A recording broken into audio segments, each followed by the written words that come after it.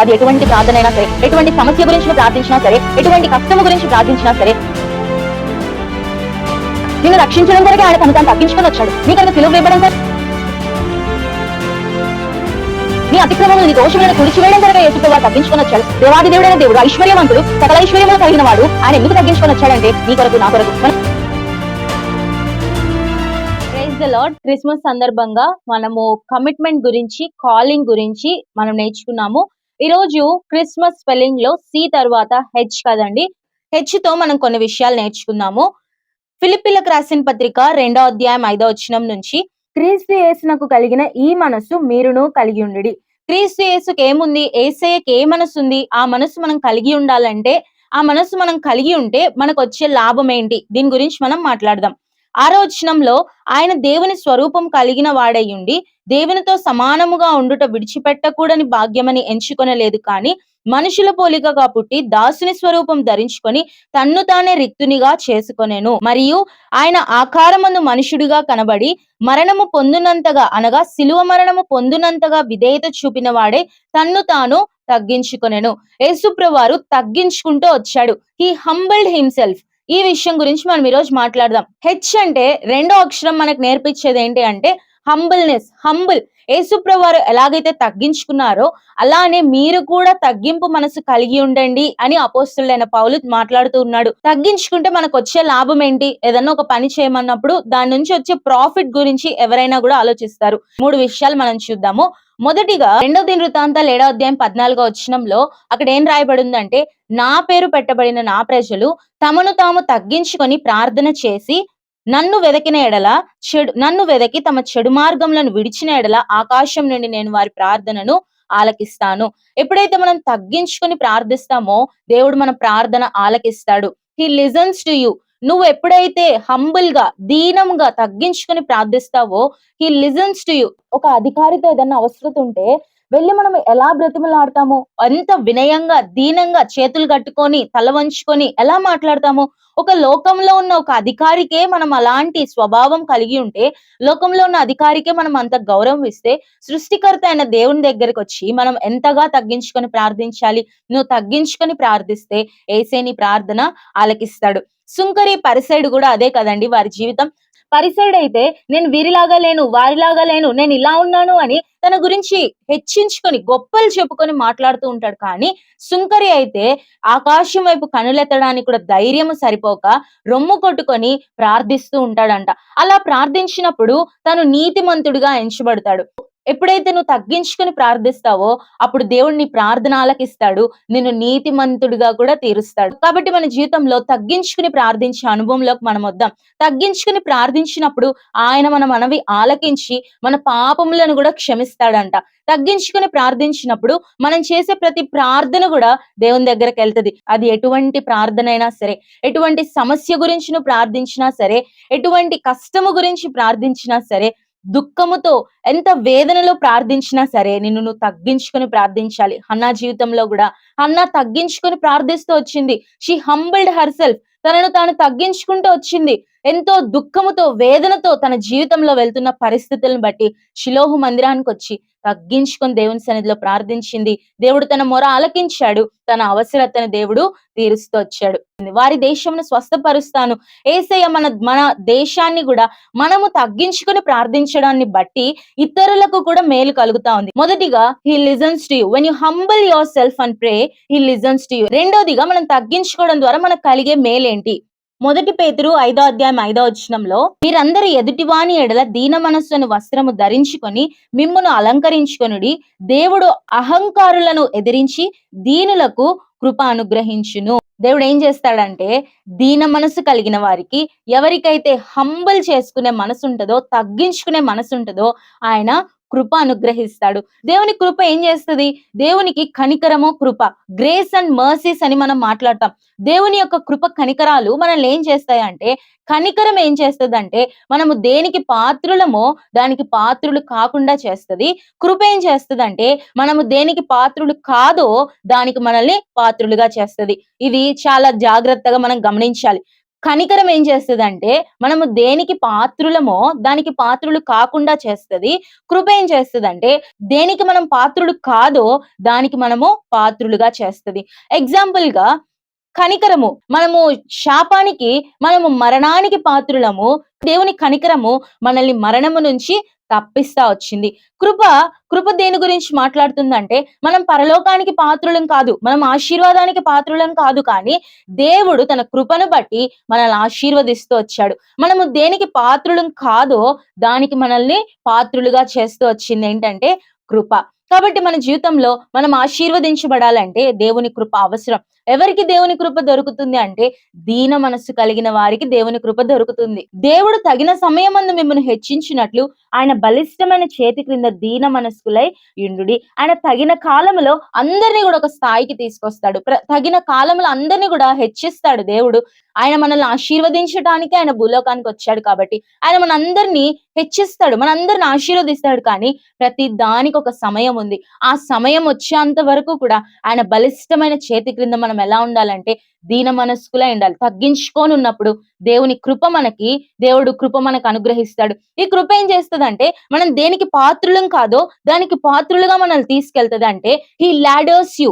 అంటే ఈ కృప ఏం చేస్తదంటే, నీకు ఒక నిచ్చెన ఇస్తది. అంటే నువ్వు దేనికి ఒక జీరోలో నువ్వు స్టార్ట్ చేస్తే దేవుని కృప వచ్చిందనుకోండి, నువ్వు 10వ మెట్టుకి వెళ్ళిపోతావు. అంటే he ladders you, he gives you ladder. ఆయన నీకు లాడర్ ఇస్తాడు, ఆయన నీకు నిచ్చెన ఇస్తాడు.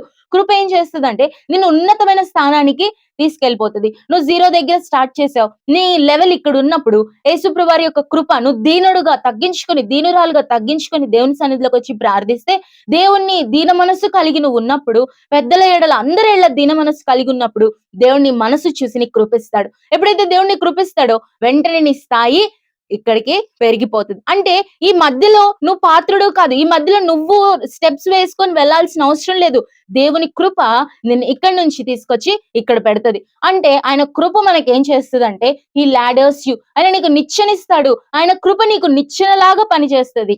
ఎక్కడో ఉన్న మనల్ని తీసుకెళ్లి దేవుడు ఉన్నతమైన స్థానంలో పెడతాడు. అదే కదండి యేసుప్రభు వారు భూమి మీదకి వచ్చి నరకానికి పాత్రులమైన మనల్ని ఆయన భూమి మీదకి వచ్చాడు. మన పట్ల ఆయన తగ్గించుకున్నాడు. ఆయన దీన మనసు కలిగాడు. రిక్తుడిగా, దరిద్రుడిగా చేయబడే అంతగా తగ్గించుకున్నాడు. ఆయన ఐశ్వర్యవంతుడైన దేవుడు. నీ కొరకు నా కొరకు సిలువలో ప్రాణం పెట్టాడు.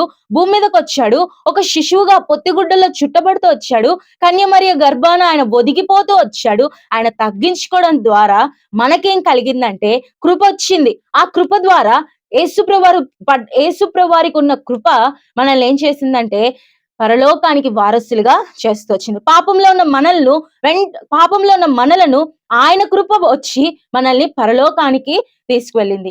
అలాగే మన జీవితంలో కూడా మనం దీన మనసు కలిగి ఉన్నప్పుడు, తగ్గించుకునే జీవితం ఉన్నప్పుడు ఆయన మనకు ఒక లాడర్ ఇస్తారు. ఆ లాడర్ ఏంటంటే కృప. ఆ లాడర్ నిన్ను ఏం చేస్తుంది అంటే ఏ స్థాయికి నువ్వు పాత్రుడవు కాదో ఆ స్థాయికి నిన్ను తీసుకెళ్తది. కాబట్టి మన జీవితంలో కృప ఉండడానికి కొరకై, కృప కావాలి అని కోరుకోవడం కొరకై మనం ఏం చేయాలంటే దీన మనసు కలిగి మనం జీవించాలి.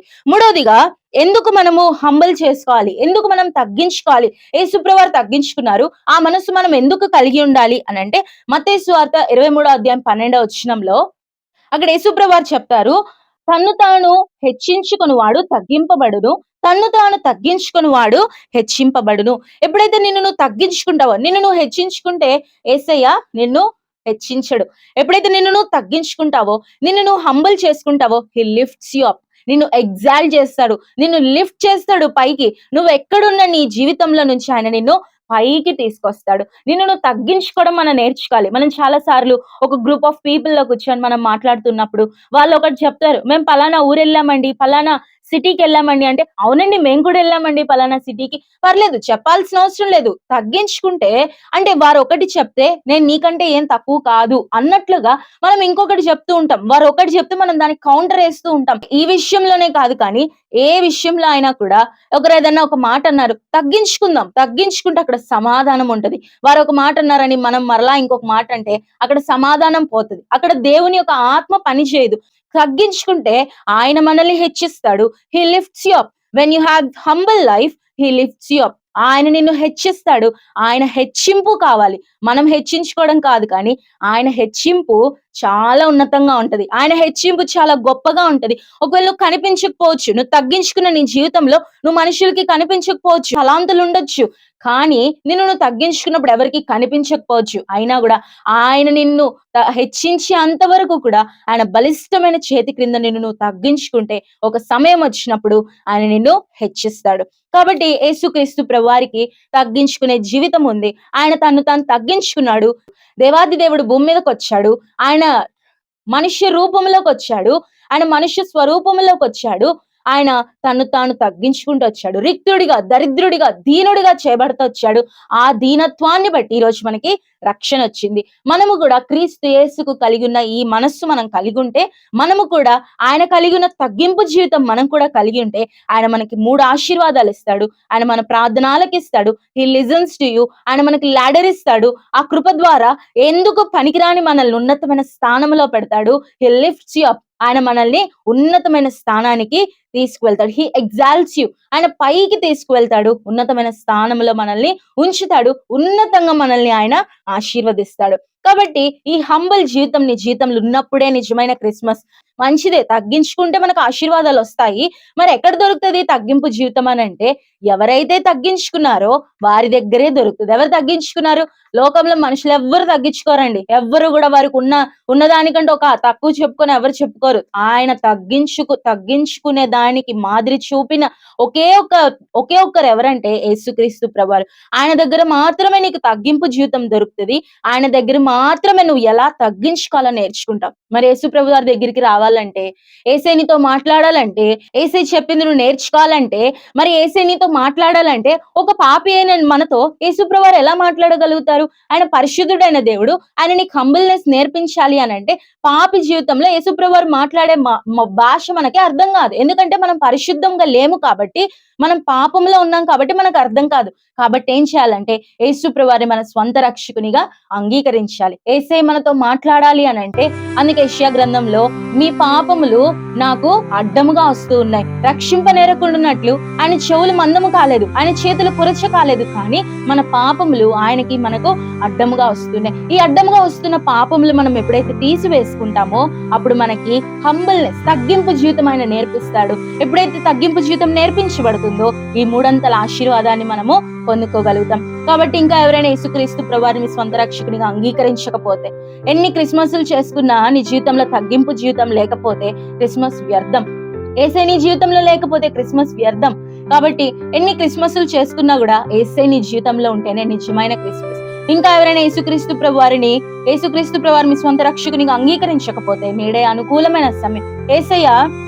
యేసయ్య నిన్ను రక్షించడం కొరకే ఆయన తను తాను తగ్గించుకొని వచ్చాడు. నీ కొరకు సిలువ వేయబడం కొరకే ఆయన తను తాను తగ్గించుకుంటూ వచ్చాడు. నీ పాపముల నిమిత్తమే ఆయన తను తాను తగ్గించుకుంటూ వచ్చాడు. నీ అతిక్రమములు, నీ దోషములను తుడిచివేయడం కొరకే యేసు ప్రభువారు తగ్గించుకొని వచ్చాడు. దేవాది దేవుడైన దేవుడు, ఐశ్వర్యవంతుడు, సకల ఐశ్వర్యములు కలిగిన వాడు ఆయన ఎందుకు తగ్గించుకొని వచ్చాడంటే నీ కొరకు, నా కొరకు, మన పాపములు క్షమించడానికి ఆయన భూమి మీదకి వచ్చాడు. ఇంకా ఎవరైనా ఈ రక్షణ నిర్లక్ష్యం చేస్తున్నట్లయితే యేసయ్య ఇచ్చిన ఈ రక్షణను ఇంకా మీరు ఎవరైనా నిర్లక్ష్యం చేస్తున్నట్లయితే ఇప్పటికైనా యేసయ్య పిలుస్తా ఉన్నాడు. నేను మనం చూసాం, హీస్ కాలింగ్ యూ. ఆయన నిన్ను పిలుస్తున్నాడు. ఆయన గాయపడిన హస్తములు చాచి నిన్ను పిలుస్తా ఉన్నాడు. యేసయ్య దగ్గరికి వస్తే యేసయ్య నిన్ను ఆశీర్వదిస్తాడు. యేసయ్య తప్ప నీ పాపాన్ని క్షమించే అధికారం భూమి మీద ఎవ్వరికి లేదు. పరలోకానికి వెళ్లే మార్గము యేసయ్య మాత్రమే. నేనే మార్గమును, నేనే సత్యమును, నేనే జీవమును అన్నాడు యేసయ్య. యేసయ్య మాత్రమే నిన్ను పరలోకానికి తీసుకువెళ్ళ సమర్థుడు. నువ్వు విడిచిపెట్టబడితే భూమి మీద అనేకమైన శ్రమలు అనుభవించాలి, ఎంతో వేదన. ఎవ్వరు నిన్ను రక్షించలేరు. కాబట్టి ఈ క్రిస్మస్ సందర్భంగా యేసయ్యకి నీ హృదయం ఇస్తే ఆయన నిన్ను ఆశీర్వదిస్తాడు. తద్వారా నీకు తగ్గించుకునే జీవితం నేర్పిస్తాడు. ఎప్పుడైతే నువ్వు తగ్గించుకుంటావో ఈ 300 ఆశీర్వాదానికి ఆయన నిన్ను కారకుడుగా చేస్తాడు. యేసయ్య నీకు హృదయం ఇస్తావా? యేసయ్య నేను పాపిని అని ఒక్క మాట అంటే చాలు. యేసయ్య నీ ప్రతి పాపమును క్షమించి ఆయన వీపు వెనక వేసుకొని మరెన్నటికీ కూడా జ్ఞాపకం చేసుకోడు. తూర్పుకి పడమరికి ఎంత దూరమో నీ పాపములు అంత దూరపరిచేస్తాడు. నిన్ను ఆయన క్షమిస్తాడు. నిన్ను ఆయన ఆశీర్వదిస్తాడు. ఆయన నిన్ను పరలోక రాజ్యానికి వారసుడిగా చేస్తాడు.